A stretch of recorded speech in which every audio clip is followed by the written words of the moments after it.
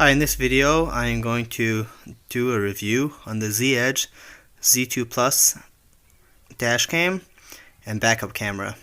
So it's a really cool concept because it's a mirror right here. This goes on top of your existing mirror, and in the center of there will be a screen. That screen will be able to show your cameras. So this is the box that it comes in. Here's the model number, Z2 Plus.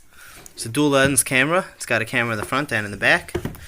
Here are some of the specs. Super powerful 2K HDR HD camera, 150 degree wide angle video recording in loop, motion detection, parking monitoring, support memory card up to 64 GB.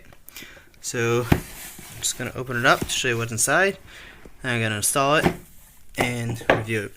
So this is the mirror. See, it's pretty thin,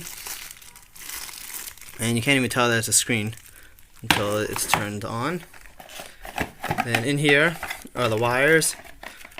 Right here is the long wire that you're gonna install the back camera, and then just plug it in via USB into the top of the camera right here.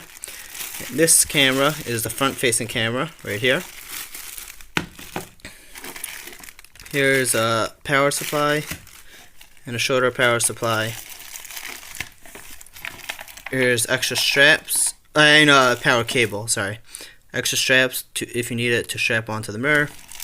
Here's mounting hardware for the back camera. Either you can use double-sided mounting tape or the screws or both. Here is the auxiliary power, the USB port. You got two ports here, so you can use one for the camera, one for something else.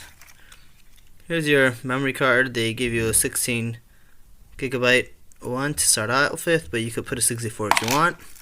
And here are small clips you can use.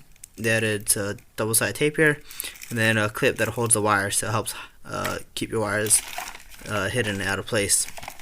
Plus you got a lens cleaning cloth and a user guide for instructions. So I'm gonna go install it, and then I'll show you how it works. Hi, so I finished installing my Z-Edge Z2 Plus Dashcam. So here's the mirror, which gets installed over the other mirror, and in the middle here is the screen. Unfortunately, it's still hard to see because of the glare. You're kind of seeing my cell phone, but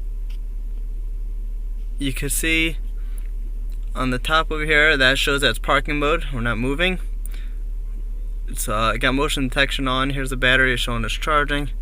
In video mode, it's got the date and the time, and then you can see it's got a screen and a screen. This is the front camera, and there's the back.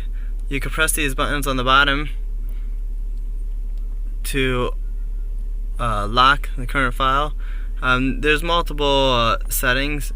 You could press this button over here to turn on and off sound recording. You can press this button to turn off the screen. Lock the current file. You could also, when it's not recording, you could press the buttons here to rotate which screen you see.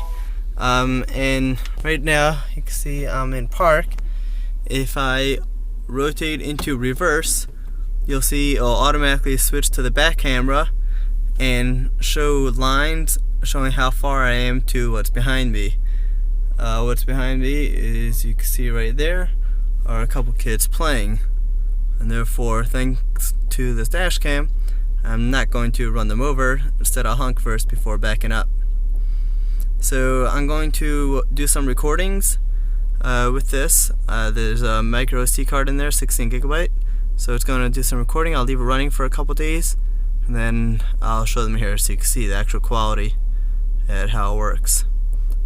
And for the actual install, I hid the wires right up here, ran it through there, up along the edge. You can't see it, all the way down to the back. Then I did this in a Toyota Sienna minivan, and came down here to the dash, went around over here, went underneath here, came around, and plugs right into the USB port. It comes with an adapter. I already had one here, so I just plugged it into the one I had there. I'm going to go show you the back, my back door, so you can see how I installed it in the back of my car, and then afterwards I'll show you the videos. So right over here you can see the camera. It's right underneath my right above my license plate is on the door. So if I open the door,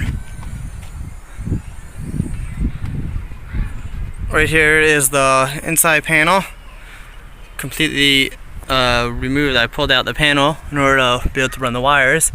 So just to show you how the wires came about, if you recall, I ran it along the edge in here, and we came up here, went through here,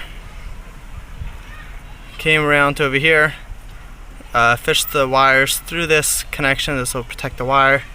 Came up out over here, and here you can see my yellow zip ties. I just zip tied my wire onto the existing bundles of wires. Up over here. Hope I'm not making you dizzy. Came around over here. Then right over here, I drilled a hole in order to pass the camera through. And then over here I got a whole bunch of wire because that's extra. But the red wire came over here, and that connects to the power for the backup light, and that's how it knows when I go into reverse to turn on to switch to the other camera. The Sienna already actually had a bundle right here with wires that you could tap right into there. So I just tapped right into that. I didn't have to splice or cut anything, and I just put a new wire cap on there. So right here is my wires. It's got plenty of extra. This is on a minivan, and I've got a couple feet extra of wire at least, so it should fit in any size car. So just once again, I'm just gonna pop my panels back on, but I just wanted to wait so I could show you. The camera's right there.